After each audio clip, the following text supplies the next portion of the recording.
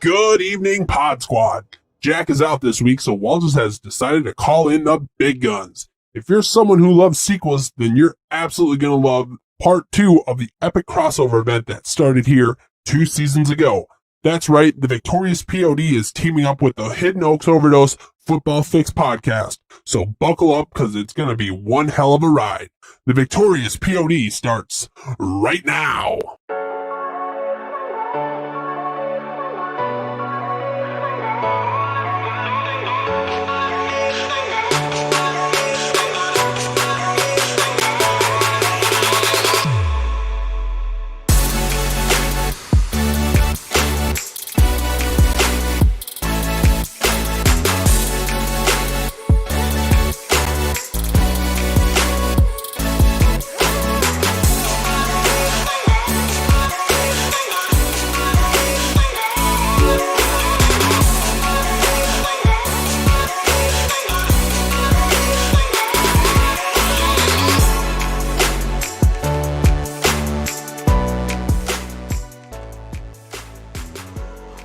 What up out there in YouTube land? It's your boy Walters here.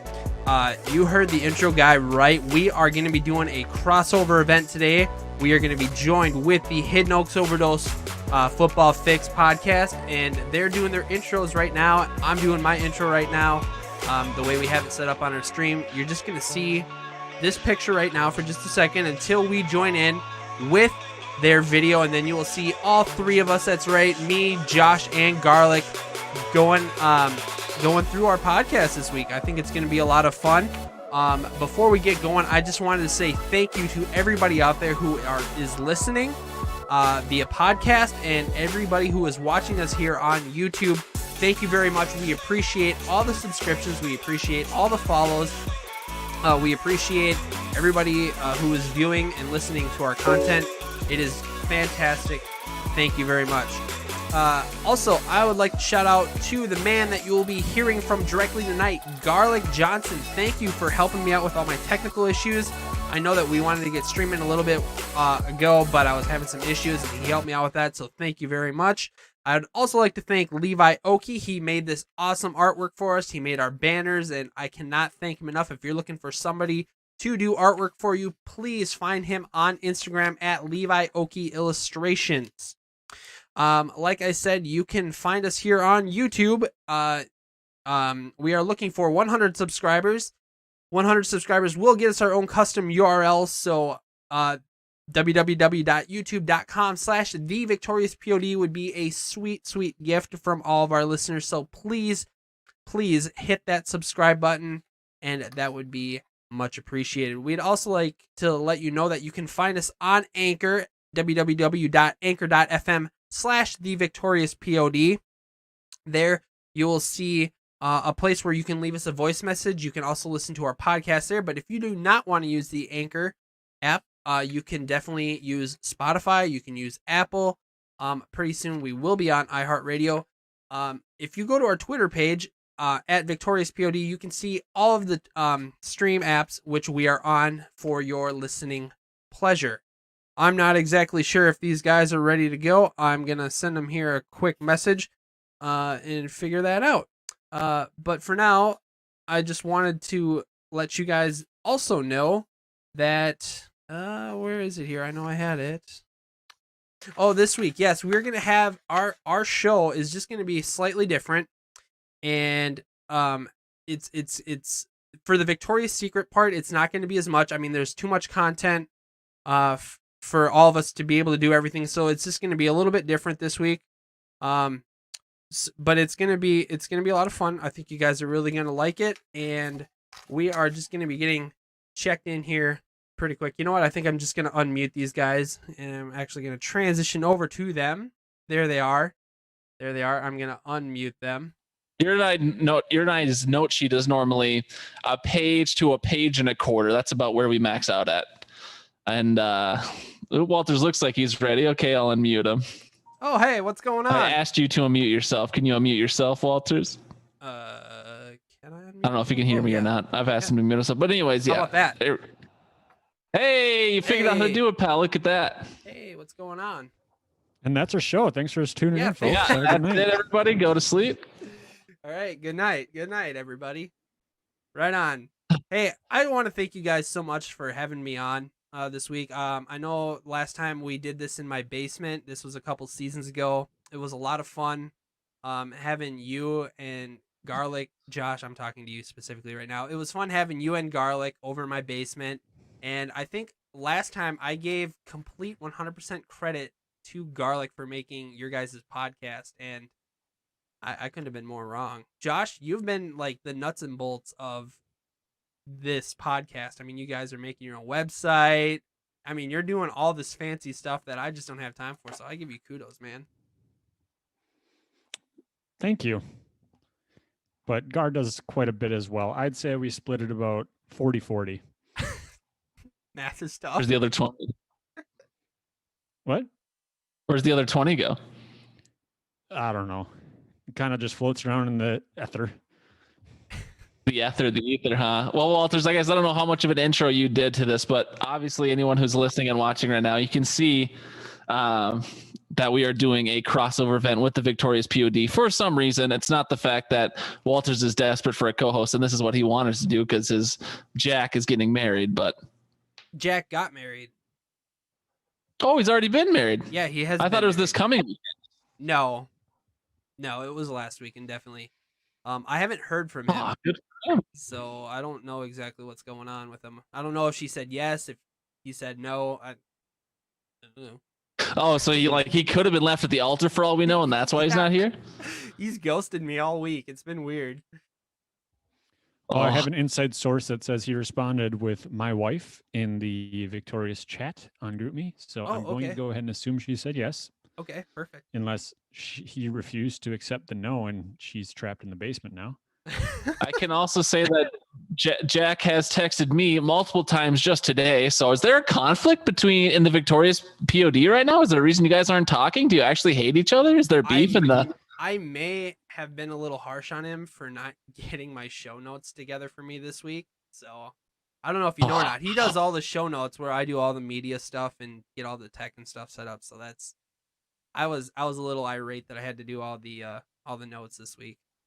So hey, I just wanted to point out before this thing derails even further, I think that we have to be the first people in history to be live streaming together, talking about the same crap about our own fantasy football leagues. I don't think anybody else has ever tried to attempt this on YouTube ever. So we are pioneers. Pioneers, I tell you. Well, just law of averages and numbers and, math and algebra, geometry says you're wrong. So, because I'm sure that people have done it before. But it hasn't. I wouldn't give it 100%. Can't necessarily say for certain. What'd you say, Walters? It hasn't looked this good. Well, that's for certain. Oh, now that the natural daylight's gone, it's just my monitor light that's on my face, so I look extra pale. So I'm sure that's great on the YouTubes as well. Yeah, Fantasty Zone. What do you guys let's got? go. Yeah, let's get going in here, Walter. So we call it the Fantasty Zone. I noticed that you very originally called it the Fan Interaction Zone. Are you just like blatantly plagiarizing us, or what's the deal here, pal? It's a work in progress. You cannot even come after me for one bit of accusing me for plagiarism because you stole half of Al and I's old bits. So don't even go there, buddy. Really? Excuse me, that's very rude. I've never stolen anything ever in my entire life. I'm trying to find one of the bits in our show today that was once yours and Al's. All right, so what do you guys snack on? Let's not do this. this. Zone. Let's go. What do you got? Josh, what do you got? I got it as... Stop, Walters. Shh. All right. So as always, we got an email from the Brian Cadup last week. Show recap 1020 is the subject line. Gentlemen, I continue to learn from the Hoodcast. Nefarious. Now that's a 25-cent word. He used correctly too. Nice job, Gar. Overall, the show was solid, although I am not so sure about this Josh being prepared stuff. His 2-minute drill was very hard to follow and felt rushed. Was probably some good references, but I couldn't keep up. So I guess I am talking out of both sides of my mouth. Josh needs to prepare more. Josh is overprepared. Yes, I am a hypocrite. Josh did have the line of the show. I have no idea how time works. I literally started laughing out loud. Enjoyed the Fave 5 recap. I have good memories of eating cereal on Saturday morning with Bradley, watching many of the ones mentioned. Nice job, all Hoodcast contributors. This segment you guys have added is way more engaging than breaking down film of every game. This is turning into entertainment. Nice job. Love the Grum. He lists out his Fave 5, and then he says, Brian. No reference this week, as my last week's reference went over the head of the host, and that made me sad. So on his Team Garlic shirt, I guess his quote, because everyone had a slogan on there, his was on his shirt was fifth in line to the throne. So I got the reference, but I didn't get that it was on his shirt. So he's offended about that. A little bit of a diva over here, Mr. Brian. But so that's what we heard from Brian. Walters, do you have anything? Do we want to go back and forth here? Because I've got plenty of stuff, but I don't know how much fan interaction you got this week. So we are not on the level of the Hoodcast with fan interaction. It was a regular week for us with fan interaction. Alex Williams, Technical, Alcoholic, whatever you want to call him. I mean, he's always changing his name. It's so confusing. He left us a comment on YouTube, and it was very in-depth. It almost blew my mind with how captivating his words were. He said first, and that was it. Just first. So that was all of our fan interaction that we had this week. So, Gar, we'll throw it back to you. Oh man, that's and how many subscribers do you guys have on YouTube? Currently we're at 44. A lot of high quality subscribers you got over there on the Victorious POD. Hey, don't you talk down. We got a second. I'll talk about whatever I want. Thank you. We got a second email this week from the just recently mentioned Alzheimer's Al, Audio Al, whatever you want to call him. He subject line debate. Hey, Josh Sevengar. I want to. Oh, you want to read the email? Go for it. Well, I was going to say, hey, Josh Sevengar. I want to talk about rookies this week. Who do you think will be the best fantasy running back long term? CEH, JT, RB1 season, other? That's James Robinson, by the way. Same question for wide receiver. Justin Jefferson, CD's nuts, or other? Gracias, Alzheimer's Al. So Josh, is that 7? Is he rating you a 7? Is he rating me a 7? What is the 7? Because I am out of the loop on that. Oh, I mean, I'm pretty sure it's keyboard talk for and, because the shift button, typically when you push shift 7, leads to the and symbol. An ampersand, some may say. See, Josh, that's why we keep you around, because you can big brain this thing. But how do you answer his question? He gave us a nice little discussion question here. Yeah, I mean, I'm trying to think of the other running backs. Obviously, I think CEH is in the best spot. Jonathan Taylor has Phillip Rivers, but also has Marlon Mack when he comes back from injury. And Phillip Rivers is... This is the last year on his contract. Yeah. For Mac. Oh, it is for Mac. Yeah. I do think CEH. What scares me about RB1 Robinson is his draft capital wasn't that high necessarily. He's getting touches, but it's because Minshew loves checking down to him as well. That team is kind of imploding. So I'm kind of hesitant to say he's going to have the best long-term. He's definitely doing the best short-term right now. I'd say he's better than CH as far as fantasy value goes. For wide receiver, Justin Jefferson, it's hard to deny his talent. And he's by far the one that sticks out to me the most as far as rookies. Might be because I have to watch him play most weeks. But I do like what he's doing. Laviska Shenault is doing well. What about you, Gar? Do you have any ideas? Well, let's not forget we're doing a crossover event here. What do you think, Walters?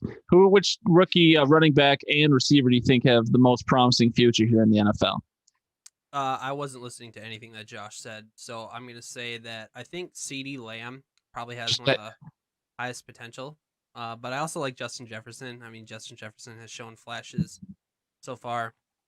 It just really makes me wonder what Justin Jefferson can do when he has a quarterback throwing to him that actually has more than a half second to throw the football. So it'll be interesting to see where he goes. Running back wise, I would say it's a little too early to tell but I would have to say probably JT is probably one of my guys that I've been watching closely. I know CH has been hyped up all year, but I've been kind of a JT guy this year. Sure, I think that's fair. Some guys, I mean, we've listed all the big name ones, but some guys that for long-term value we might have missed would be J.K. Dobbins, Cam Akers, Myles Gaskin, Antonio Gibson. I'm pretty sure Gaskin's a rookie this year, but Gibson for sure is. So those are all guys that are showing promise early as well. I know J.K. Dobbins and Cam Akers specifically are starting a little slower. For me, I guess it would probably be JT just based on how the Colts like to run their offensive line. It's usually pretty beefy. But I agree that the best long-term value is probably, I mean, CH is tough to go against just because Casey is so prolific right now, but they could always get figured out and stop. So I guess final answer, I'll say AJ Dillon. Good pick. No. Those quads will break his bones at some point. They're just too big. You be nice to the quadacy. Oh, and then I'll just quickly pick Justin Jefferson and do the homer pick with wide receivers. Yeah, so that was the email. Al, I hope you liked it. Also, shout out to Al in the chat. He said, this is the sexiest three-way I've ever witnessed. So thank you. Thank you, Al. We appreciate you. How is he watching? So we've also got a couple other items here. What the? He's a member of the Victoria's Secret League. Why is he watching your stream and not mine? Because he knows where the better quality is at. Okay. All right. I'm good. Still coming. Let's just keep going. We got a couple other comments here. We got Jack on YouTube hit up our last show. He said, loving Gar's human psychology experiments with the trash at work. Keep us updated. Some guy did end up taking out the trash, but he's also not an executive. He's like the only other guy up there besides the admin that has taken out the trash. So it was a repeat offender or a repeat actual job doer. So the executives are still too good for us, Jack. It's just not right. They can take out the trash too. He also said, oofta, Josh coming at us hard, not even 7 minutes in with only 99% correct statement. So Josh, that was when you were burying the victorious POD for having a bunch of fake bot accounts that follow them on YouTube and the whole quality over quantity thing. Any response, Walters? Or no? Are all your subscribers quality? Oh, okay. Well, lastly, Josh, you better pay attention to this one. I know you might not want to, but Al said, in what world is Fresh Prince of Bel-Air a kid's show? It was originally on NBC, then got picked up by Nick at night. Kids are asleep at night. Josh, your response? I mean, it's possible that Goody Two-Shoe kids were asleep at night, but when you're a kid like me, growing up on the streets, you got to watch that Fresh Prince of Bel-Air. Growing up on the streets? What do you mean? I grew up on a Lincoln Street. I didn't have no avenue after my street. Christ. Walters, is for Fresh Prince of Bel-Air a kid's show? Negative. It's a family show, but it is not technically a kid's show. Yep, I saw it last week. Audio Island. Walters is backing me up now. Probably not the people I'd want to back me up, but that's who I got. Not a kid's show, Josh. That's okay, because we said shows you watch as a kid. That's okay, and I still hate you. All right. I hate me too. So you had no other fan interaction there, Walters. I do want to respect the victorious POD. I have one thing left that I do want to say for the Fan Tasty Zone if you're all done with your stuff. Oh, yeah, we're all done. Okay. We forgot our sponsors, but that's it. Yeah, well, not me. I had my anniversary yesterday, and my wife got me 2 of these 750 milliliter Alloy Brewing beers. And this one here is, I don't even know how to pronounce it because it's German, but it is beer. 750 milliliters of Oktoberfest beer. So I'm popping this bad boy right now, and it just splattered everywhere. Yeah, let's go. I got the Arnie, and I got a pretzel bun. Only people my size would snack on pure carbs, but pretzel bun. Josh, what do you got? Well, I had 2 pumpkin cinnamon bars or cookies that my lovely wife made. I ate those because I was trying to wait for the show start, but half hour late. And then I had tequila, and I drank that while waiting as well. Sorry, Josh. You know what? I respect it. It happens. So those were our sponsors. That was the Fan Tasty Zone / Fan Interaction Zone. All right, let's move into the this week 3-minute drill. And I warned people early that this is going to be a longer pod, but that's just the way it goes when there is 3 of us and 2 podcasts to accommodate. So, Walters, normally you and Jack will go on the kind of a longer spiel, breaking down games, talking about plays, talking about this and that. We used to do that, but because we are the better podcast, Josh and I have evolved, and now we've broken that down into just 60 seconds a person because the people want us to move on and get to some more entertaining stuff. How do you feel like? Do you feel like you enjoy the more long-form breaking down games, or do you think the 2-minute drill has any merit? How do you feel about it? I'm about to be controversial here. Are you ready? Okay. 2-minute drill is superior. Oh, so there is some dissension and some conflict within the victorious POD. Look, Hate to see it, but Didn't I say week 8? Isn't that what the money line was? Just the over under, yeah, a little bit, buddy. Hey, look. I have preferences on everything. I'm sure you guys don't agree on everything, but Jack is the creator and the writer of our show, and I will respect his segment. And guess what? We're doing all right. We're doing okay. I'll handle it. It's good. I mean, we got to talk about real football every once in a while. We can't just be all hoity-toity and come up with our fave 5 lists all the freaking time to take up half our show. But you know what? That's cool. We'll talk about real football.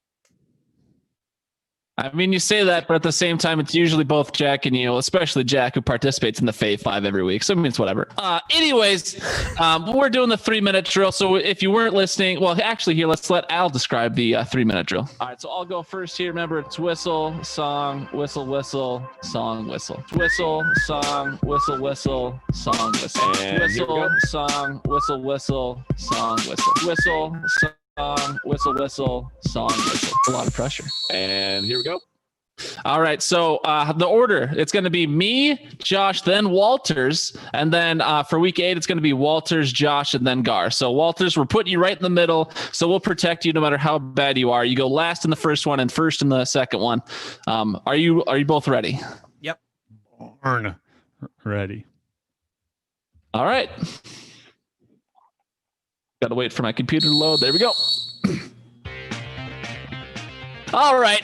So, no Vikings games last week, which means the Vikings unfortunately could not get one game closer to Trevor Lawrence, but we also didn't get one game farther away. So I suppose those balance themselves out.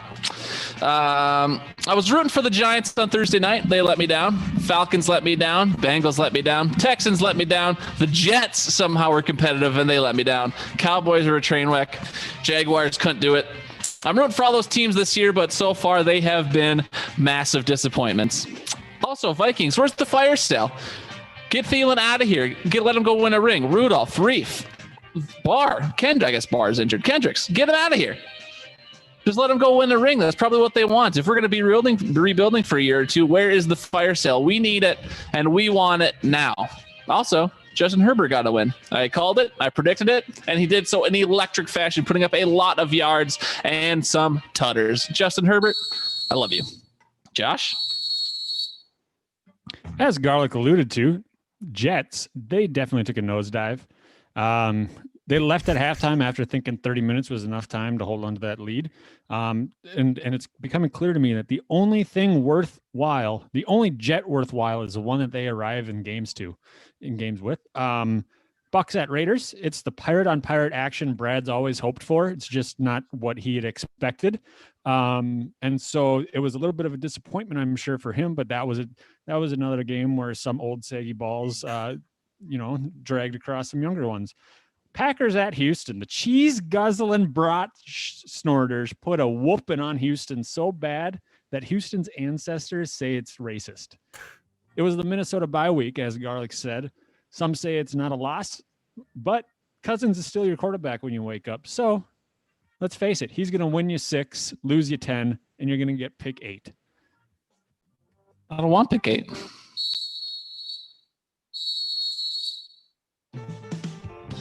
All right, the Steelers are still undefeated. A missed 45-yard field goal by Steven Gostkowski kept the Steelers undefeated while giving Tennessee Titans their first loss on the 2020 season. The Arizona Cardinals beat the Seahawks in overtime. Zane Gonzalez was able to do what Steven Gostkowski couldn't when the game was on the line. Also, I don't know why people are losing their marbles over how fast DK ran. You want to see something impressive? Go check out my 40 time on the Victoria's Secret YouTube page when I did my drills this past fall. Brady versus Belichick. I knew when I wrote this down Monday morning right away that all the major sports hosts would copy me. But in spite of all that, it does appear that Belichick should continue sending TB12 his birthday card every year, thanking him for all the success there in New England. Free Fitzpatrick. With Dallas losing their backup quarterback, the Red Rifle, to an illegal hit, it would appear that Dallas is in desperate need of a quarterback. Send Fitzmagic to Dallas. Free the beard. Let's go. Wow, that was a perfectly timed 2-minute drill or minute, whatever. For your first time, that wasn't bad. Walters, I have to ask you a question. Did you practice that? Did you rehearse that? And how did you know it was going to be perfect? I timed myself. I come prepared. Well, sort of. I don't have it. I don't have the next minute down. I'm going to be free rolling on this one. Josh, were you paying attention? He prepared. He rehearsed. He timed himself. What? Exactly. All right. Well, so Walters, like I said, you're going first the second time around. Josh, you will still be second, and then I will take us home, boys. Are you ready? Yeah, I'm ready. Okay. All right, looking around the league, it looks like we are going to have a ton of divisional matchups this week. We're going to have Minnesota at Green Bay. We are going to have Pittsburgh at Baltimore. We're going to have San Fran at Seattle. We're going to have Dallas at Philadelphia. We're going to have, I don't know. We just got football games going on. It's football time. Football time. I don't know. I still think we should free the beard, man. Free the beard. Bring Fitzmagic to Dallas. I can't tell you how bad that Dallas needs a quarterback right now. They cannot tank. They have too much talent. Ezekiel Elliott, is he actually going to not fumble the football this week? Who knows? I mean, tune in, find out. They're playing Philadelphia, 7:20 NBC. Is that a minute yet? You got the whistle? Can you blow the whistle? I got still got about probably 15 seconds. Oh man. You think New England at Buffalo? Buffalo? Talk about Green Bay shafting the Vikings. How about Josh Allen looking crap the last 2 weeks, maybe 3 weeks? Is he gonna do something against New England this weekend? Tune in, find out. 12 p.m. CBS. Josh, this is you. All right, I'm going to show you how to really wing it, Walters. First, you got to start off with a little bit of an introduction. Hello, folks. I'm Josh. We're going to talk about some Week 8 football here. As Walters mentioned, we've got some divisional matchups, starting with the ever-hot Atlanta Falcons, one of the only teams to score a game-losing touchdown, I'm sure, going up against Carolina Teddy Bridgewater's. Teddy Bridgewater, also known as the man Carolina needed. They're 3-4, currently hoping to put a whooping on them Falcons. Steelers at Ravens. Surprisingly, Ravens are the favorite in this game, even though the Steelers are 6-0. That defense is going to be scary. Stop the run, have some fun. That's how we win the game, Steelers. Going on, Tua time in Miami, playing against the Rams. Now, Aaron Donald, he's kind of a beast. Tua's coming off of an injury. So, Walters, you might get your wish. Fitzmagic might get freed. Skipping down, go Gar. Thanks, Josh. Appreciate you. All right. Josh already talked about it, but my bandwagon starts no later than Thursday night. The Atlanta Falcons are taking on the Carolina Panthers, and I am rooting harder than I've ever rooted for any team for that Atlanta Falcons to win a second game, so they're not in contention for the number 1 pick. Pittsburgh at Dallas, or at Baltimore, excuse me. Josh also talked about that. I've been talking about Pittsburgh the last 2-3 weeks. These guys are a great team. Pittsburgh is officially back. I'm calling it right now that it'll be Pittsburgh versus Kansas City in the AFC Championship game. So if you want to save the tape, if you want to tell your friends, Gar said it first.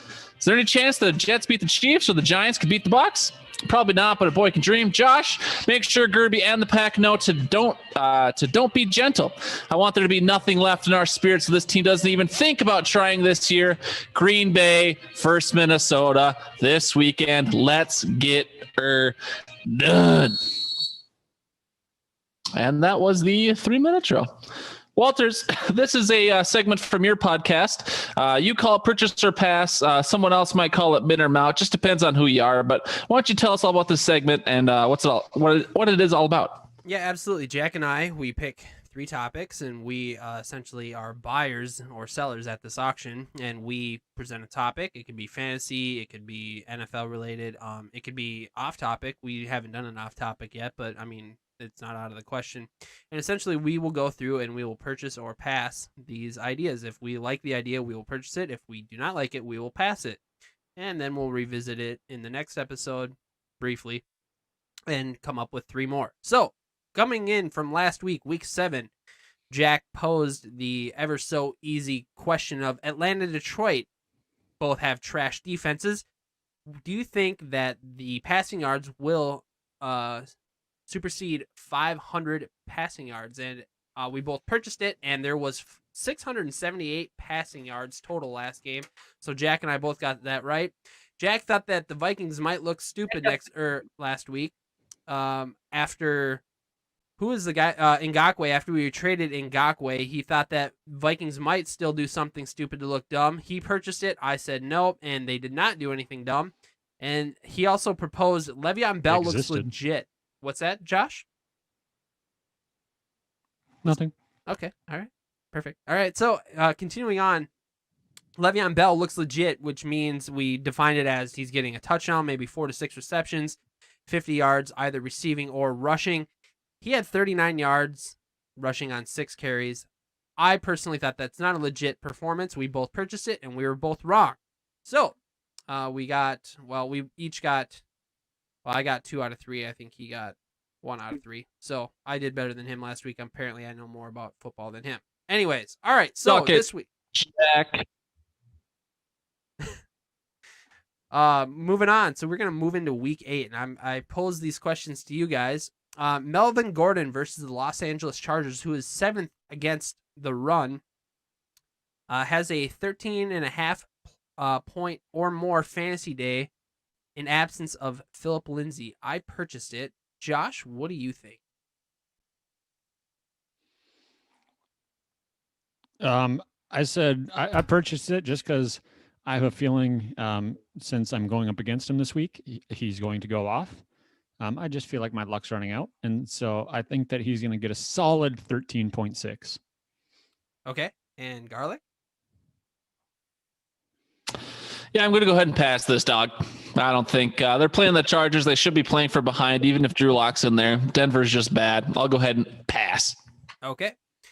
Moving on. These next 2 are kind of up in the air. It's a little bit hypothetical. If CMC plays this Thursday, which he has been taken off of the injured reserve list, if he plays this Thursday against Atlanta, who is 15th against the run, I propose that he will have 16 plus fantasy points. Would you purchase or pass that? I purchased it. I'm going to Josh, pass that like a joint boss. Okay. Do you have any reasons on why you pass that? He ain't playing. Okay. He may designate him off IR, but he ain't playing. Right, but if he does play, it's not he's not playing. This is if he plays. I clearly stated it in the statement. They're not gonna risk him getting furthering himself. Take a look at Michael Thomas. I think Walters just wants you to answer if he does play. No, just pass. Assuming he does. Well, he asked for a reason. I said that even if he does play, I don't think he's going to get the touches that would warrant 16 points. Okay. There you go. Perfect. Thank you. Gar? Yeah, pretty much following the same reasoning. I'm going to pass. Mike Davis, even though he had a more of a down week last week, Mike Davis has proved he can do it. So they don't need CMC to be the workhorse he has been, at least at this moment. So I will pass a 16 plus fantasy point week from the CMC on Thursday night. Okay. And the next one, Michael Thomas. Again, if he plays, he is playing against Chicago, who is 4th against the pass. I propose 12 fantasy points or more this weekend if he plays. Do you purchase or pass that? And I decided to pass that. Josh? Pass. And Garlic? Why? reasons. I just don't. Once again, ease him back in targets. Breeze's arm is weak. Yada yada. Well, that's tough. That's tough for Michael Thomas and for Breeze, I guess. But yeah, I also did pass. Sounds like we're all passing here. Even if he does play, it sounds like there's a lot of conflict going on with him and the team. Maybe too much of a diva in that locker room.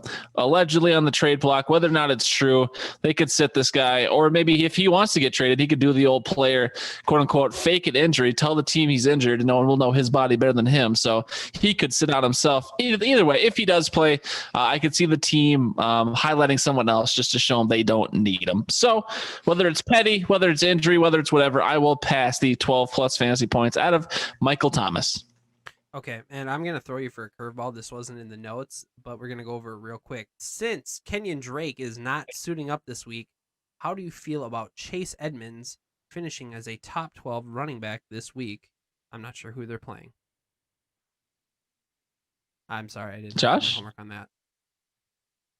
Chase Edmonds. Probably. I mean, top 12 is what, almost half the league.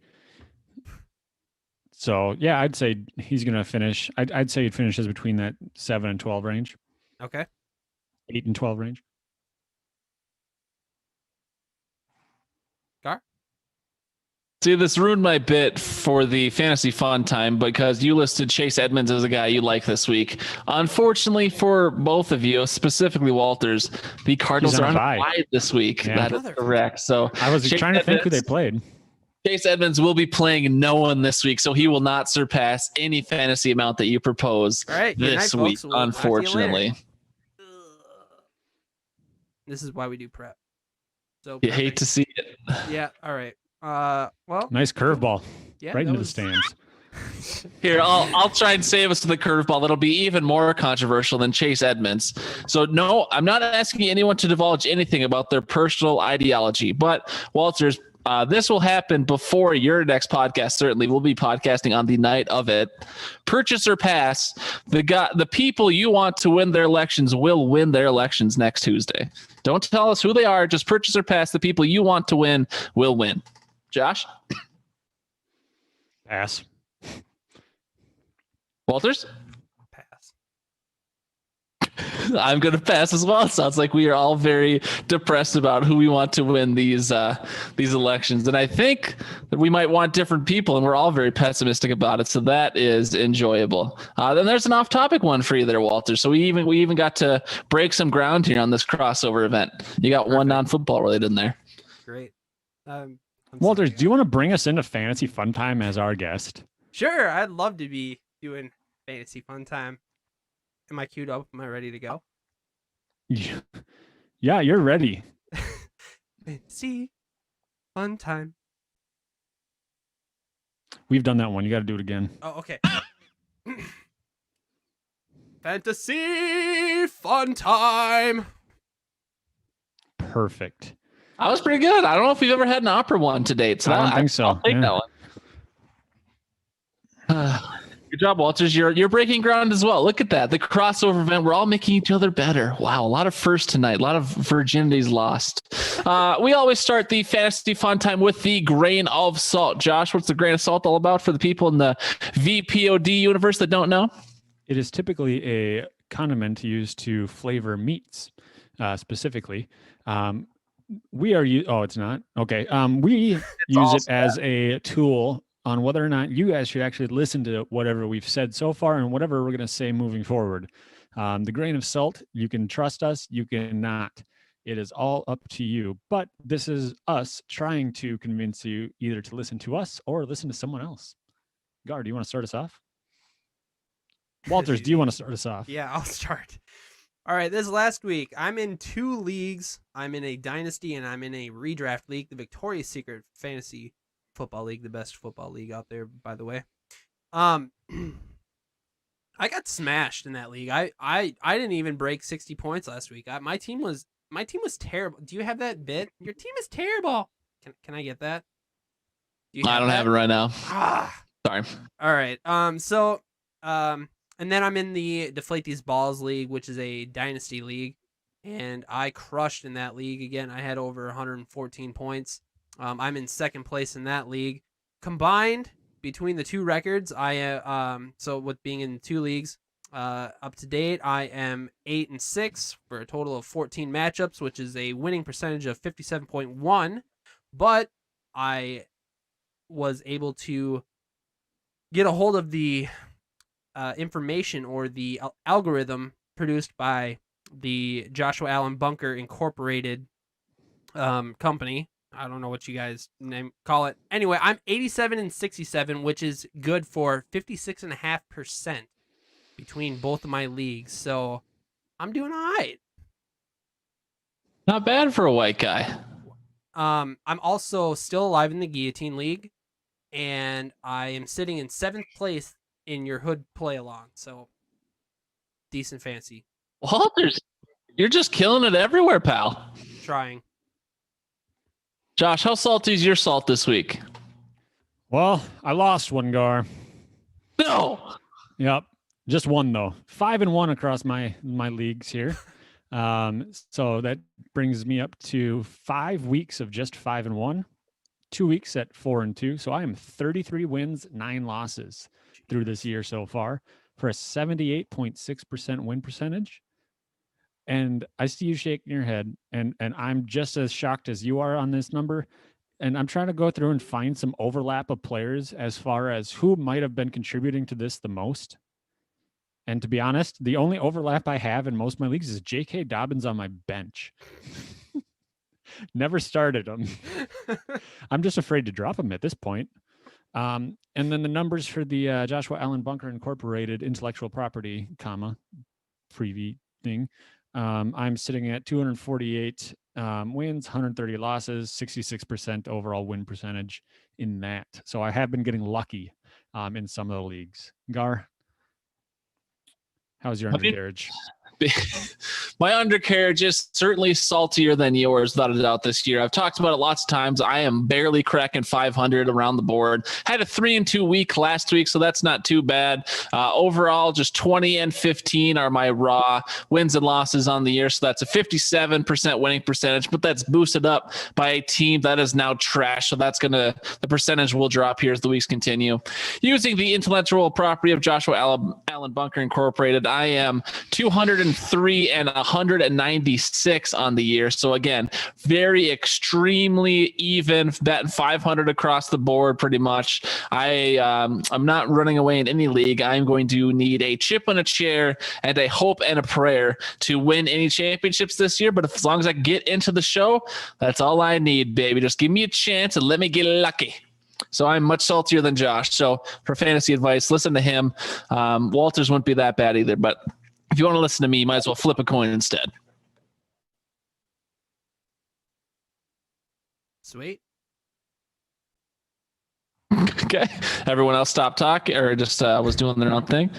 So we're going to move on to go on to the FanDuel leaderboard that Walters was talking about just a little bit. So we were blowing up the group chat today, so everyone in here should be pretty familiar. But some way, somehow, the Levi Carmel Bear Okie won last week's contest with 155 points. Are you guys happy for him? Are you embarrassed by being beat by him? How do you feel about this illustrator knowing literally nothing about football beating you in a fantasy football contest? If I can chime in first, I just didn't he win week 1 as well? One at a time, please. No? Okay, Walters, I'll designate you to go, Walters. I just want to know where I can get those 3 spreadsheets that he's using. I mean, that might help me. I'm doing good, but I want to do better. His 3 spreadsheets are just him highlighting cells in the shape of a penis. But go ahead, Josh. I had to correct myself. I asked if he had won week 1 because I know we had mentioned him doing well week 1. Nope, my wife won week 1 actually. So whoops. Yeah. So, but no, good for him. I'm happy for him. It was maybe his fiance is the reason for his sudden football interest. Could be. For more of the lurkers in the group chat today, especially Brian Knupp, the elder statesman of the podcast play along. How do you think he felt about all the talk of dicks, specifically flower dicks, blowing up his phone this morning? Well, I mean, he's probably interested to have a new background on his phone. That would be incredible. I know Nikita's in there. I believe, off the top of my head, I'm pretty sure Nikita and Bradley are the only two females playing in the podcast play along. So I don't know how they feel about all this dick talk, but it's interesting. And most of the people in there can talk trash with the best of them, but I don't know how many people want their phone to be blown up about dicks on a Tuesday morning. So hopefully that didn't leave a bad taste in anyone's mouth. It was a flower dick, so very tasteful. Yeah, I was going to say that I don't know enough about flowers to actually tell if it's a correct drawing of a flower or if it was an actual like anatomical dick. I haven't seen one of those in a while either. So, you're telling me, pal, 3rd grade. So I'm just going to go ahead and invest all my stock in Levi Oki, Carmel Bear at LeviOkiIllustrations.com or whatever. I don't know his tags. I'm going to go ahead and invest all my stock in him being an anatomically correct illustrator. Well, that's all you can ask for at the end of the day. We will move on to the best values and the leaders of the week 8. And my phone, of course, was loading and now it doesn't want to load, but we're back, baby. So the leaders in the week 8 come on, phone. What are you doing to me? Most valuable pick was the Kansas City Chiefs defense with 24 points, 5.22 times their value.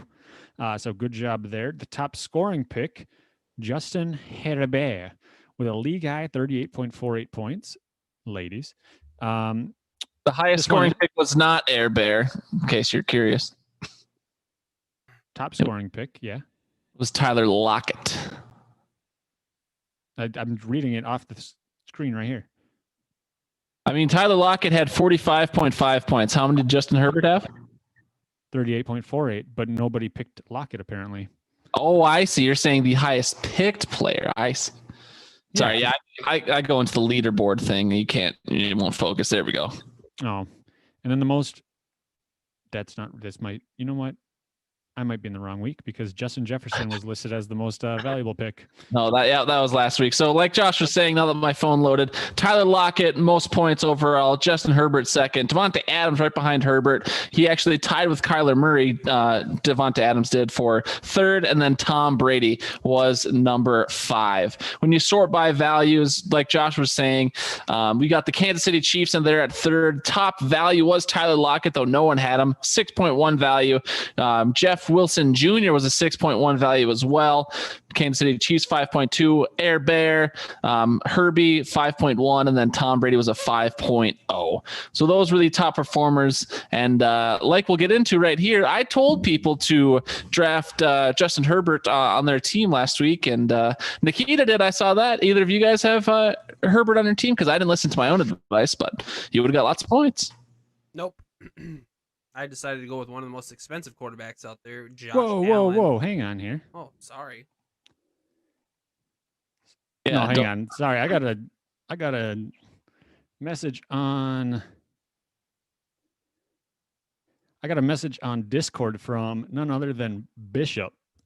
I get shitty daily fantasy help here too, Josh. I didn't play Big Herbs in daily fantasy, but I did just pick him up for streaming last week in this league. Dude's torching right now. Thanks, Bishop. Who's Bishop? Don't worry about it.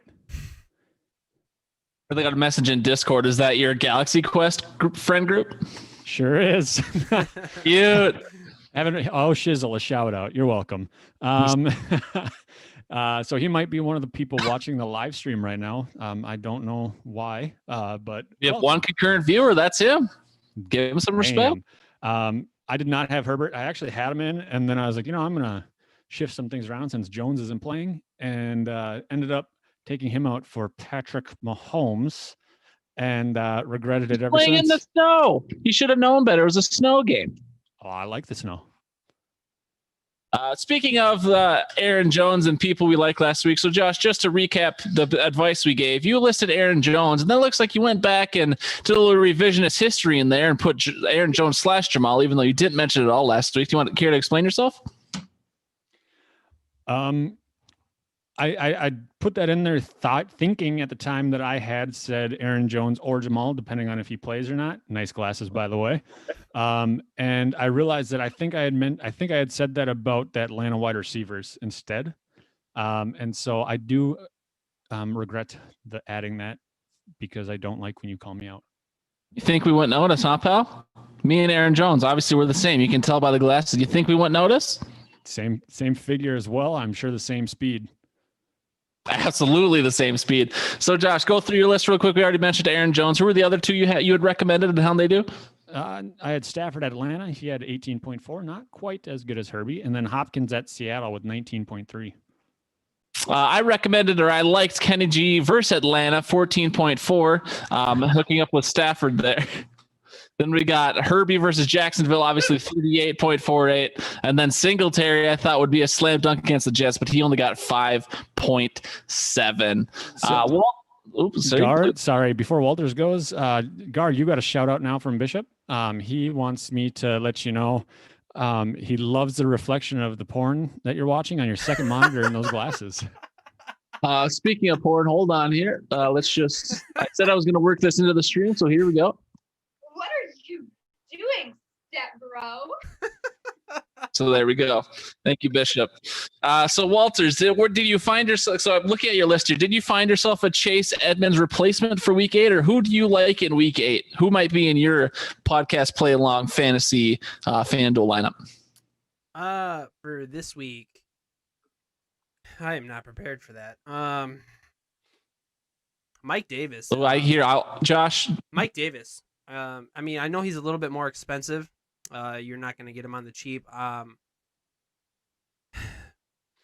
Even though I purchased CMC to come back, I know that most likely he's not going to come back. I mean, I'm going to listen to my voice of reason. And Mike Davis has shown that he can produce fantasy points in abundance. So I would say him. Another player that I really do like this week, Travis Fulgham. He's going to be super cheap. He's kind of I don't know if he's a rookie, but nobody really knows much about him. He's blown up the last 2 weeks, so I'm going to be most likely looking at him. If Deontay Johnson does play, I would also recommend Deontay Johnson, but I'm not sure how bad his injury was. I know that he did blow up for me last week, and it does seem like even when Juju Smith-Schuster is there, Big Ben loves to throw to Deontay Johnson. So those are my three players that I would recommend this week. Double-digit targets every single time he starts and plays a full game, or almost a full game. You did accuse him of being the new Kevin White, though, Josh, just to be clear about where you stand on Deontay Johnson. I did accuse him of that? Yeah. You said Deontay Johnson is the new Kevin White. When did I say that? I mean, I'm not wrong. Isn't it a text message like a week or two ago? Oh, yeah. No, I'm not wrong. But yeah, he is the new Kevin White. As far as my fantasy fun time, people that I have an eye on this week, Ryan Tannehill at Cincy. Tannehill's been having a solid year, and they're going up against Cincinnati. So I have a feeling that he has the opportunity to put up some points there. Robbie Anderson versus Atlanta. That Atlanta defense is porous, and Robbie Anderson actually took off quite a bit after getting moved to Carolina instead of suffering under Adam Gase's evil offensive mind. And then Jermichael Hasty against Seattle. Jermichael. Yep. Running back. I'm sure you can get him on daily fantasy for about $350. He is, I think he's a rookie, but he's a practice squad guy. But obviously that entire team is hurt. Seattle's offense or defense isn't necessarily the Legion of Boom, more like the Legion of have some room. Here you go, and take some yards. And so Jermichael, I think, is someone that if you're struggling to find a cheap option, going with him might be a good play. And what team does he play for, Josh? I like it. If you don't know who, then you can't know. No, he's San Fran. That's what I thought. He's a San Fran running back. Let the listeners know. Thanks. So Josh, by the way, your buddy Bishop, I'm guessing his real name is Todd because he is starting to blow up our YouTube chat. He says, this way I don't have to harass Josh in Discord and I can double your viewers. Adam G, hashtag worst coach ever. He also says, can't hashtag let Russ cook with a good defense. So he's talking about Russell Wilson there, pal. He's not wrong either. Guys, I like for week 8. I'll just try and speed it up here because we still got plenty of pod left and we're almost an hour in. Derek Carr at Cleveland. Derek Carr's been putting up numbers. John Gruden's pushing him. I like Derek Carr this week. Devontae Adams versus Minnesota should put up 70,000 points. That's a simple one. And then Miles Sanders versus Dallas. Dallas is not the team they were. Their defense has been terrible. It's most notably in the secondary. But if they get up early, Miles Sanders will have a field day against this team. So I like Miles Sanders for at least 20 this week. And those are the guys who might be in my FanDuel lineup. Walters, we're introducing into the Fantasy Fun Time for 1 week and 1 week only the Swimming Upstream segment. Tell us what it is, tell us about it, and tell us how it's been going. So Jack thinks he is a guru at fantasy and he just wanted to just flex his fantasy knowledge. So he came up with the idea of integrating a segment where we will look at all of the quarterbacks that are on our waiver wire in the Victoria's Secret, and he will pick one, and we will put it up against the see where he finishes against the top 12 quarterbacks in our league. And on our stream, you can now see that after 7 weeks, these are kind of the standings for the season long. After last week, if you were to follow Jack's suggestions, Jack would be you would have the number 3 quarterback on the season. You would have acquired 174 fantasy points by streaming the quarterbacks that he picked. The notable quarterbacks above that were Kyler Murray at 195.6 points and Russell Wilson at 107. That's not right. That's a typo. But Russell Wilson was in second place. Moving over on the left-hand side of the screen, last week's pick was Justin Herbert. He finished at 38.5 points. He was good for the QB1 on the week. Kyler Murray, Tom Brady, Joe Burrow, Russell Wilson, Baker Mayfield, all finishing below him. And so Jack's not here this week, so he was able to let me kick it off. And I'm going to pick the Week 8 streamer. And Gar just mentioned his name a few minutes ago. It's going to be Derek Carr versus Cleveland. Cleveland being ranked 25th against the quarterback. Derek Carr has the ability to keep up with high-scoring games. I was looking at some of his previous fantasy outputs, and some of his highest scores were against prolific offenses. And the Las Vegas defense, to me, just seems exploitable.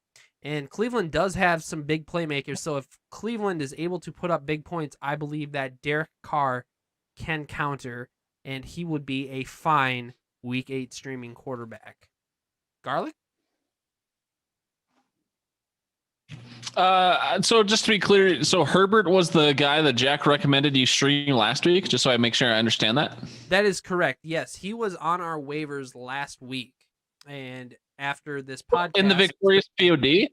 That in the Victoria's Secret Fantasy Football League, yes, Justin Herbert was sitting on the waiver wire. What kind of idiot league members do you have that lets Justin Herbert sit on the waiver wire? What kind of league is this? This is why I want in this league. You guys are all dumb. It's the same league that had someone forget to set a lineup and have to run combine drills last season. Oh, no. Do you know who that was? The name's slipping right now. Can't recall. All right. Should we move on to the Hidden Oaks highlights? We should. Let's do it. We're getting close to my bedtime, and I haven't even had dinner yet. That's on you, pal. Isn't that your wife's job? What's Nikita doing? Why is she not cooking you dinner right now? Well, she's in bed because she gets up at 3:30 for work. She goes to bed at 7. It's not even 7 yet. It's 6:52, so she's probably chasing the dogs 8 minutes around. to cook dinner. That's ramen. That's some mac and cheese. That's a peanut butter and jelly sandwich. So many dinner options still in 8 minutes. No, yeah. I mean, yeah. I'll probably make my own. So I just can't use the stove, the oven, the microwave. I'm not allowed to handle electronics that have the capability of starting fires. Not after last time? The toaster's I'm out. cutting that up. Is snow edible? Snow's not edible? Okay. Oh, if you add a flavor moving on to the it, Hidden Oaks you should add a highlights. yellow flavor to it, and it's delicious. Oh, the lemon snow. That's my favorite. Yeah. Damn straight. Side bet number 7, overachiever. Gar, do you want to go ahead and just announce who had won side bet 7? The team that had won with the most points over their weekly projection? Yeah, I noticed how normally Josh is usually a little lackadaisical in his note taking and his prep, and usually I'm doing it Tuesday morning. But it looks like Josh raced to do this side bet calculation because Josh won the side bet by a large margin. Josh put up almost 200 fantasy points in our ESPN league this week, and his projection was still pretty high because he is the best team in the league right now. He's probably projected like 130-ish, and he scored 197. So correct. Yeah, speaking of side bets, I did a little analysis myself, and I'll hold on to it. But let's just say, out of the 2.5 years we've done side bets, I'm the only person possible that has never won one. So this is some sort of pyramid scheme that Josh is running, and once I figure out how he's doing it, I'm going to tear down the system and bring him to jail myself. So, Josh, what's the week 8 side bet that I also won't win? Well, if you want to start winning, you have to be like the rest of the league members and purchase your Shoot Bucks from me. At a low price of $4.99 a dollar. And so side bet 8, we have running away with it. It's the RB 1 and 2 with the most rushing yards. So if for some reason we have a tiebreaker, sorry, continue. We'll go with whoever got the most points between those two people. That's fair. Make it up as we go. All right, we've got a Hammer Facebook post. We do. So Hammer put on Facebook, and Josh, we're kind of going to get into it anyways, but Hammer put on the facebook.com/hoodpod last week a little picture highlighting the fact that both him and Jamie were extremely high in the points against. So he's basically claiming himself as a victim, which I think is fair. The last 2 years, so we give away in our league, we give away $20 for the team at the end of the year who had the most points against. And the last 2 years in a row, it's been Garrett, so he's been struggling. But this year, it appears the mantle has been passed to someone in the Morset/Hammer family. And when Hammer asked why, or what specifically says, what did we do to deserve this? He's talking about Jamie and him. And he could be talking about Jesse as well. And so if you guys don't know, Jamie and Hammer had a baby during the offseason. And that baby was supposed to be born right around my birthday. And I told them they should name their baby Garlina, because obviously that makes the most sense. They had a beautiful baby girl. And the baby came a little early, which is fine. So not around my birthday. But they also last year and this year didn't want to play fantasy football for the naming rights of their child, just like they did in the TV show The League. And so I said, that's ridiculous. And this is a curse for you not letting us play for the naming rights of your child. And so they named their beautiful baby girl Dylan, but that should have been left up to whoever won the fantasy league this year. So kind of effed up. You've cursed yourselves, Hammer household, and you get what you deserve. Josh, how's your phone looking, pal? Attention. Good. I was just looking at the numbers, and yeah, woof. They've gotten scored on. So, yeah. Sorry, Hammer. All right. So also last week, Brad would not let me down if I didn't mention it. Brad tickled my butthole. He took me to town, took me to the cleaners. It was not fun. But Josh, a little teaser for next week when we talk about the standings in depth. Where is Brad's power coming from? He has the least points against, and it seems like every week, everyone's team of good players is just doing nothing. How is Brad doing this? What mythical power does he possess? Well, I don't know. When was the last time you had Cheez-Its? Last time I had Cheez-Its? Yeah. It's been a while. I haven't bought Cheez-Its in quite some time. Same years. So maybe they have some sort of fantasy suppression power. I don't know. We'll figure it out. Maybe if we tell him that there's like a duck call sale at Gander Mountain on a Sunday, he'll forget to set a lineup. Perfect. Josh, I put in the notes, Josh goes to jail. So you were playing in the domestic bowl last week. And why are you going to jail, Josh? Because I beat my wife by a lot in fantasy. That pause there was not intentional. And FBI, if you're listening, first off, thank you for listening. Second, I did not beat her in that way. Moving on. Jesse is this year's Willie of 2019. That's kind of another teaser for next week. Just going to show that the Morissette luck trickled down effect from husband and wife to the dirty uncle, I guess. And then we'll look at the standings next week, as we've alluded to. We've got some Victoria's Secret vignettes. Before we get to the beautiful vignettes, as Josh put it, definitely not vignettes, but vignettes. I just want to give a little Bishop/Todd update in the chat. He says, I love that punishment, gonna steal it. So Walter's the old combine drill bit. You guys doing the Victorious POD. You guys have inspired this Bishop guy. He's going to steal that punishment. He also says to Josh, his wife was yelling at him to make her a sandwich before she went to bed. So Josh, another reason that you're a terrible, terrible husband for beating your wife and not making her a sandwich. All right. Victoria's Secret vignettes. Walters, take us away. I get to take a little break here. Right on. Yes, we are moving on to the Victoria's Secret vignettes. Normally, we just talk about the fantasy league. If there's been any, we like to major call trades. These bedtime stories. Bedtime stories, yeah, it can be bedtime stories. There are been a ton of trades. So unfortunately, we did not have any trades this past week, but we do have side bets. Last week was the Lucky Sevens. It was the team who had the most sevens in any of their scores, player scores, and we do decimals. So whoever had the most sevens, and spoiler, actually it's not really a spoiler, it was more of a letdown. 2 players won it because, and this is a quote, our commissioner was too lazy to come up with something different. So Jay and Jordan both won this. Congrats on your $2.50. This week, the side bet is called Gronk's Rebirth, and it is the tight end with the closest yardage of 69 yards that is closest over or under. Good luck to all of the tight ends out there in the Victoria's Secret Fantasy Football League. All right, we're going to be moving into our Victoria's Secret, we call it the victory formation, and I'm just going to transfer over to here. If you're watching our podcast live, you can now see our team scores. This past week, Walters, I played Tyler. I've lost 2 games, and Tyler's won 2 games in a row. I lost 58.7 to Tyler's 96.1. You guys can see all the players up there, and I'm going to be switching them here. We're going to be moving on. Ryan scored an amazing 181.3 points to Katie's also amazing 121.2.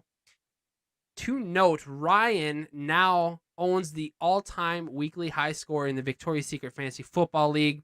The last high score was held by Cassie's husband, Kevin, in 2015. His score was 155.6. To note, if you're not familiar with the Victoria's Secret Fantasy Football League, we do not use PPR. That is standard scoring, just your basic standard scoring. So 181, I would be amazed if that was ever broken. It was absolutely ridiculous. Moving on.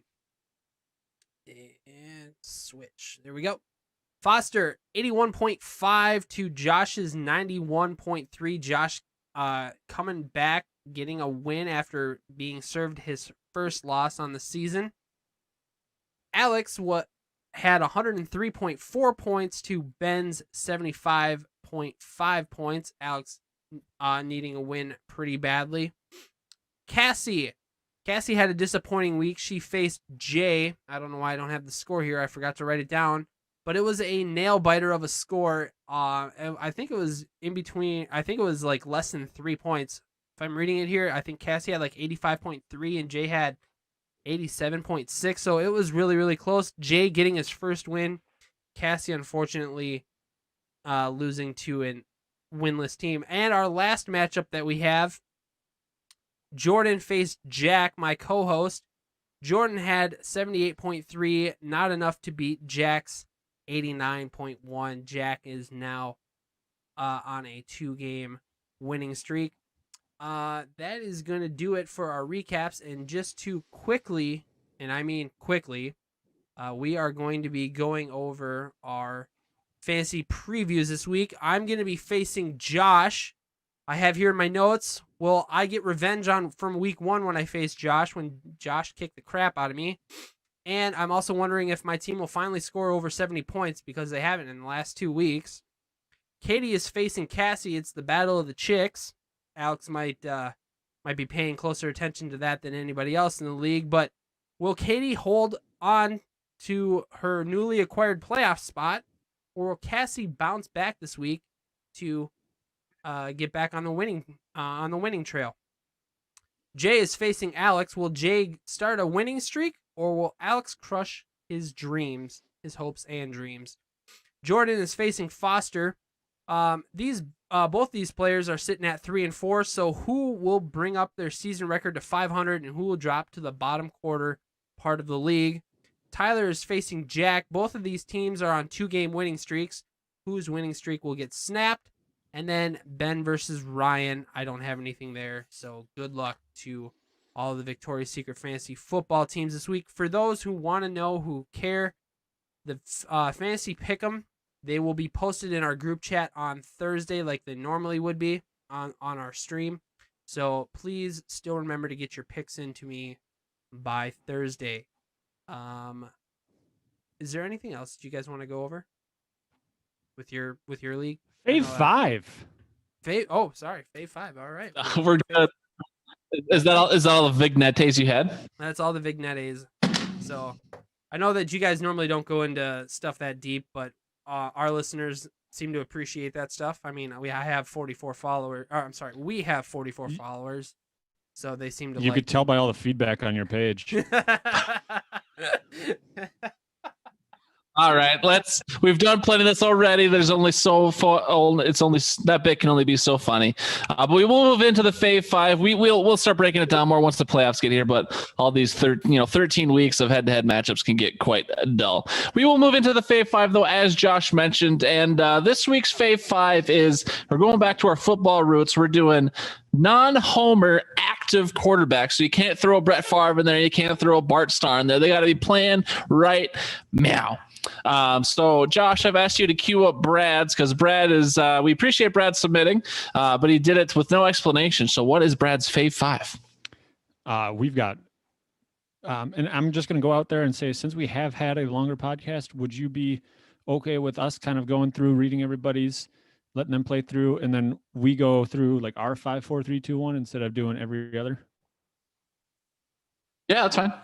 Okay, because I got to go kick the shit out of one of my dogs. I'll give you a hint as to which one's digging up the carpet. Could be anyone. I thought you got rid of all your carpet. She finds it. It's on the steps. It's in the rooms. Anyways, Brad starts off with Mr. Unlimited, a.k.a. Russell Wilson. Then Beard Man Fitzmagic. Big Ben coming in at number 3. Patty Mahomes, 2. And then that green and yellow 12 guy. I'm assuming Aaron Rodgers. Do you think that was his number 1, or do you think he listed it 1 to 5? Because I'm going to guess he listed it 1 to 5. I'm guessing he listed it 1 to 5 as well, because Brad counting in reverse is just something I don't see happening very often. So, Brad, we appreciate your Fave 5. No one else can read this one because Jack texted it to me. He said, didn't have time to submit an anchor voicemail this time with wedding/honeymoon, and I guarantee he spent more than 60 seconds texting me this novel that he texted me. So I was like, bro, you obviously had the time, but dude on his honeymoon didn't want to send a voicemail for 60 seconds. Whatever, Jack, your Fave 5. I'm just going to read through it. No analysis this week for you. Bad boy. Honorable mentions, Fitzmagic, just such a likable guy. Alex Smith, amazing quarterback story. Family Guy, had him in fantasy a few years back when he was with San Fran. Cam, excuse me. Cam, love the highlight plays and dominant rushing long before he came to the Patriots. 4, old 2 gloves himself, Teddy Bridgewater. Another feel-good story and huge comeback. Tough not to wonder what might have been if he stayed in Mini. Number 3, Carson Wentz, super tough. I don't know about that. Puts up with tons of hits and keeps playing. That's not true. Has put up great numbers so far in his career, despite his whole offense always being hurt. Number 2, feels like a lame pick, but Mahomes. Dude is so good. Does things other people haven't with no look, behind the back, lefty passes, etc. Plus, seems like a good dude. Will be great for our league for years. Dak, number 1, has been my guy in fantasy multiple years. Awesome dual threat. Only thing I don't like about him is he's on the Cowboys. Heartbreaking to see his injury, but excited to see what he can come back with. That was Jack. Josh, any chance you're ready with Mr. Brian Canoop? No, not a chance at all. I got it up here. I just didn't want to read back to back, but I can read Brian Canoop's if you want. You can read back to back. Yeah, no, that's fine. We like your voice. All right, we're going to keep flying here then. This is Brian's Fave 5 active non-homer quarterbacks. Number 5, Matty Ice. Not because he just picked apart the Vikes, has been a long time favorite. Number 9, all-time in passing yards. He would be higher on my list if he hadn't gagged away a Super Bowl. His career average of 271 passing yards per game trails only Drew Brees among active quarterbacks. Number 4, Derek Carr getting some love. In the long history of the Raiders, there is nobody who has more career starts than Carr. He will start his 100th game for the Raiders this week, and that was last week. So Derek Carr gets a shout out from the Bry guy. Number 3, Drew Brees. I just like that thing on his face. That's his reasoning. Appreciate you, Brian. Must be, won't even go there. Number 2, Teddy Bridgewater. With him, it is about the story. Although he hasn't accomplished anything of note yet, I am cheering for him. Teddy Bridgewater, obviously a favorite among former or current Vikings fans. And number 1 for the Brian Canoop, Matt Stafford is second to Brees in passing yards per game among active QBs. Didn't he just say Matty Ice was? I don't know. Anyways, quick quiz. Name a receiver he has had. Everyone say it together. Megatron. Okay, well, name another one. I would love to see him on a team that has a good GM and can put a squad together. Underrated, underappreciated, Matty Stafford. Apparently Kenny Golladay doesn't count as a receiver. I think is pretty good, but whatever. That was Brian's list. We also got a couple voicemails this week, so I don't have to talk forever. We got a voicemail here from first time this year, caller Andrew Hammer. You boys ready to listen to Hammer's beautiful voice in his Fave 5? Let's do it. Thank you. I need that affirmation. I will give it to you. Thanks, Daddy. What's up, Josh and Gar? Just want to say that great job with the pod. I always enjoy listening to it each week. And with that, we'll get right into it. At number 5, I have Tom Brady. I mean, let's face it, Tom Brady and Giselle are the closest thing to American royalty that we have. Also, a fun fact, my homeroom teacher in the 7th grade was Tom Brady's cousin. So I do have an autographed Tom Brady picture. At number 4, 3, and 2, I got Mahomes, Wilson, and Jackson. I mean, it's just really fun watching these guys extend plays and make stuff happen down the field.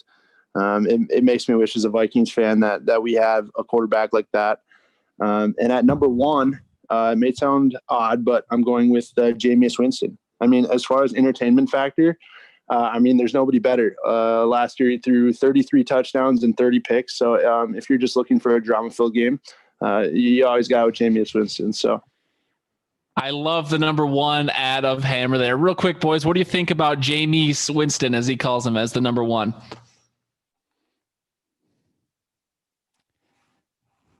That sums it up. Okay. Well said, Walters. Do you have anything you want to add? Nope. Okay, excellent. All right, this is Audio Al's Fave 5. Voicemail from Audio Al. Appreciate you, Al. I haven't listened to this one, so hopefully it's not too vulgar. Is it? Can I? All right, boys. Fave 5. Non-homer quarterbacks.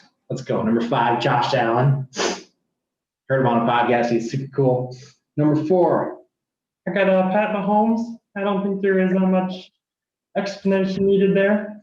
Number 3, Russell Hustle Bustle Muscle Wilson. I got family ties to Seattle. I'll hate him when they play the Vikings, but he's just, the touch on his ball is just amazing. Number 2, Teddy Two Gloves. Teddy Roosevelt. Fan fave over here. And number 1, as of this year, Kyler Murray. I love watching this kid grow, and he's so freaking fast. I want my dollar this time, Garlic. I didn't get any promotions from the Hidden Oaks fan base. So yeah, Venmo me. Bye. Oh, audio Al, just incredible. I don't know if he recorded that in a purely concrete room with a rotary phone, because the audio was a little rough there for someone as prestigious as Audio Al, but we appreciate the voicemail nonetheless. And I apologize that we did not drive more business to your podcast, the land of 10,000 plus goons. I'm sorry people didn't join the 350 club with the $1 discount, but maybe they will after I just repeated it this week. I do think that he was getting into, just to defend his namesake of Audio Al, he was getting into the Spooktoberfest, and he was recording in a spooky sense, and trying to make it sound as if he were being dragged through the back alley of a concrete jungle. It's very possible. All right. I've been talking a lot. Walters, since we're just doing them individually this week, let's hear your Fave 5 non-homer active QBs. Go. All right. Fave 5 quarterbacks. This quarterback hails from Atlanta. That's right. I'm talking about Matt Ryan. He is a gunslinger. He should have multiple Super Bowls. I was super sad when New England came back and just crushed Atlanta. He puts up huge passing numbers. He's accurate as anybody in the league, and the GM always seems to put weapons around him. I really, really wish Matt Ryan would have been a quarterback here in Minnesota. Moving on, we got a quarterback from Tampa Bay. That's right. I'm talking about none other than Ryan Griffin. He has, in his career, he was an undrafted free agent acquired in 2013 by New Orleans. He joined the Bucs in 2015.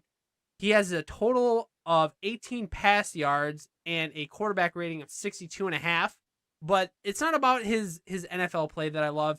It's the fact that he was an honorable mention in the Conference USA, All-Conference USA team in 2012. He was second in passing in his yards per game and fifth in passing efficiency.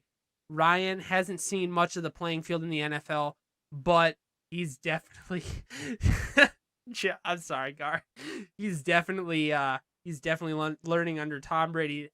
Number 3, I'm going to go with my boy Ryan Finley from Cincinnati, drafted in 2019 in the 4th round out of NC.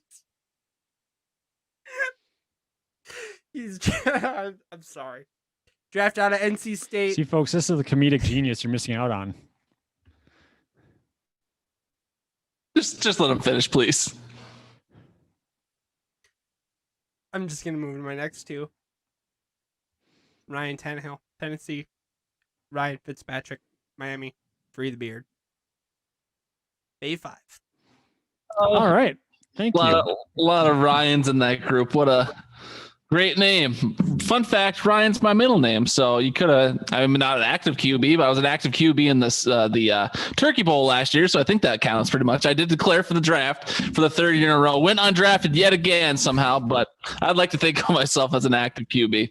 I'm Josh, I'll give you the walk-off shot yet again. So I will go with my Fave 5 here real quick.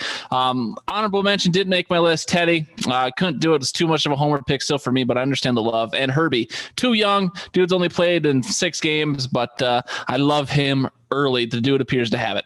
Number 5, stolen from Josh's suggestion last week, is the boat. Blake Bortles, ripping cigs and working construction. Enough said. Number 4, I got Cam. I love this guy for being who he wants to be, even if he is intentionally extra all the time. Guy's living his best life and had a great initial run with Carolina.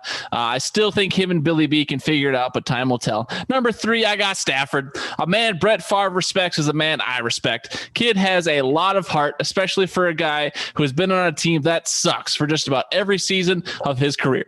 Certainly respecting the mantle of gunslinger well.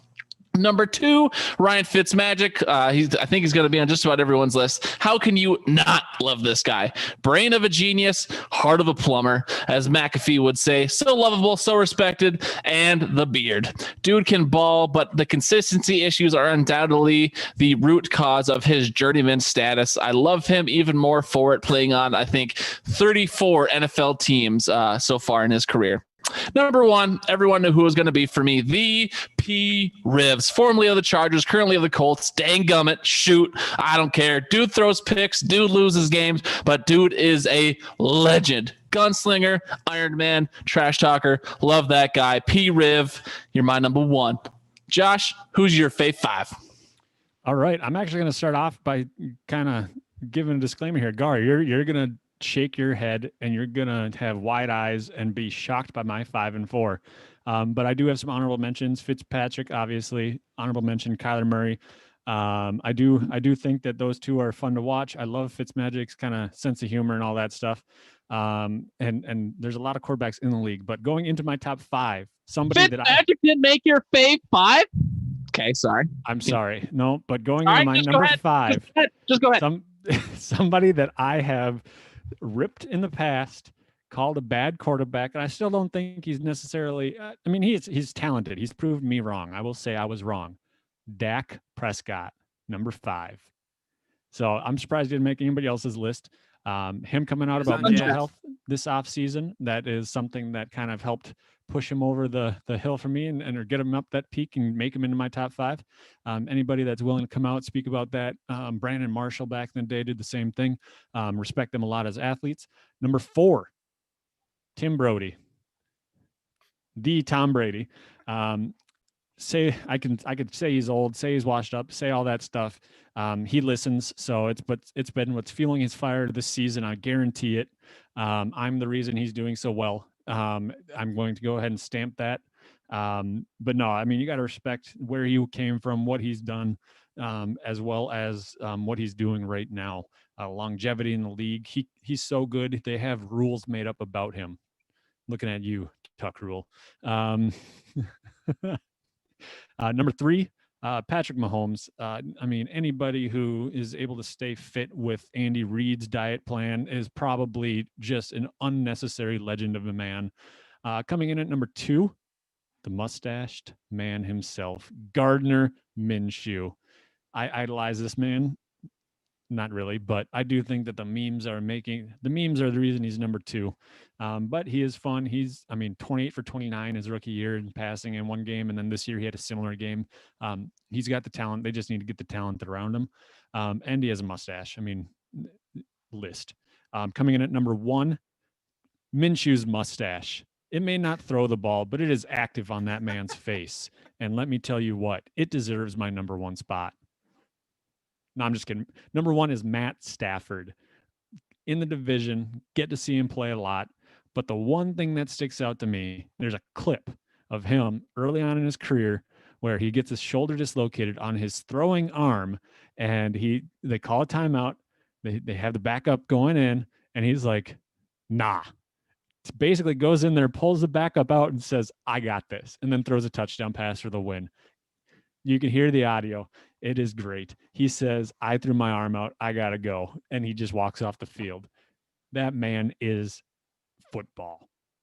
Yeah, that's the most prolific clip he has for sure. He dislocates his arm, then goes in there and still wins the game. It is legendary. Walters, we appreciate you for everything you've done tonight. We will move into our outro now. Oh, I got one more chat thing. Sorry, I don't want to turn my head here, but Bishop/Todd said P-Riv is number 1 for grimaces per game. So y'all got to appreciate Bishop and /Todd in the chat. This is the outro, as I alluded to.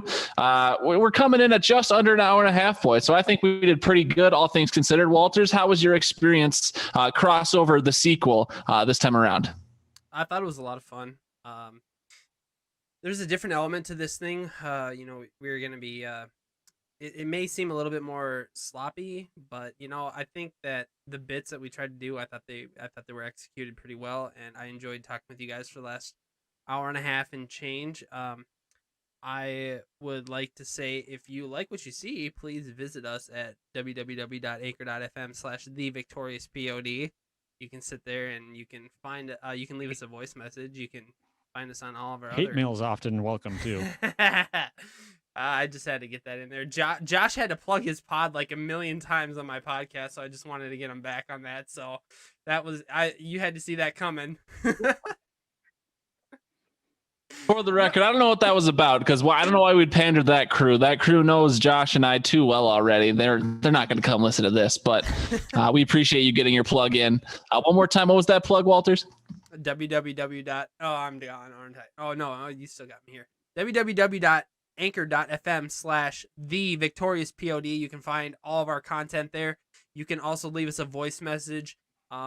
Please, if you like us, find us on YouTube and subscribe. You know, I mean, we could use the extra follows. I mean, we're on our journey to 100 subs as well. So, you know, hit us up. I mean, we got content to talk about. If you like football, we love talking football. So, hit us up. So. Hell yeah, brother. So Walters, we do appreciate you joining us. And for all you Victorious POD listeners that skip Josh's episode, I completely understand, but we are facebook.com/hoodpod, anchor.fm/hoodpod, the Hidden Oaks Overdose Football Fix, anywhere you can listen to podcasts and on the YouTubes.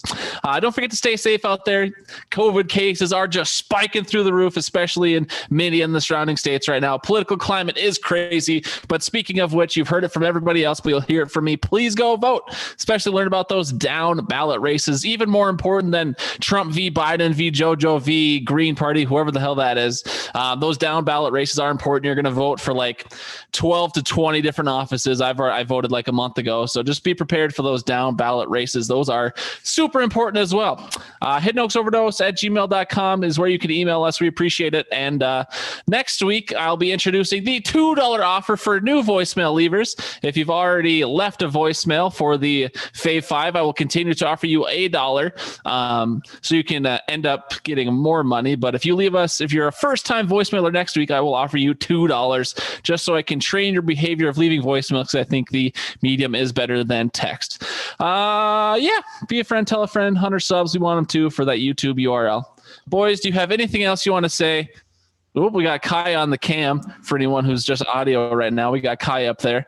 So I don't think Josh will say anything else. But Walters, any final words out of you, pal? No, I just want to say thank you for the opportunity. Thank you for letting me come in and destroy what your credible podcast once was, but now I don't know. I mean, if you're ever to lose subs, it's probably going to be after this podcast. But I had a lot of fun. I really appreciate it. I appreciate you helping me out this week with Jack, me, and Gon. I would like to do this again. Hopefully we can include Audio Al sometime. Maybe I think it'd be fun to get all of us knuckleheads together and see if we can piece together some sort of stream. I don't know. But I just want to say thank you. 3 people's a 3-way. I don't know if YouTube allows orgies. And also, I want to apologize to my audience who is used to more of a family friendly with all the talks of male, anatomy. I don't think we have to go any further than that. But yeah, so. I meant to play this during the show for you, Walters, but since I didn't, I'll play it for you right now. Hold on, let me make sure it's not too loud. Booming! Just wanted to get that in there before we go. But I think that'll be our final words there, folks. Josh, thank you so much as always. Walters, we appreciate you coming in, even if it was a desperation move. Hopefully your audience liked it. You can let us know, though we won't care. And hopefully our audience enjoys you, even though we know they don't, because they hated you last year for some reason without even knowing you. So a lot of hate going around. It's not fair, but it's the world we live in, everybody. I don't know what Walters is going to do, but I'm going to transition to our outro music. Thank you so much, beautiful people, and good night. All right, everybody. That is going to conclude our podcast. I want to thank you all for hanging out around here. I want you to go check out these guys, the Hidden Oaks Overdose Football Fix. Their podcast is amazing. Like I said, these guys are really great. They're some of the people that I talk football most with. And my video just got cut, so I'm actually going to transition to something else here real quick. I just want to say thank you so much for coming and checking out our podcast.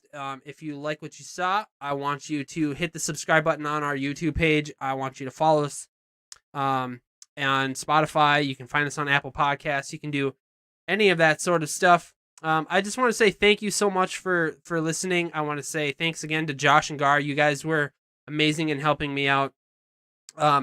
You guys have a great week. Good luck this weekend.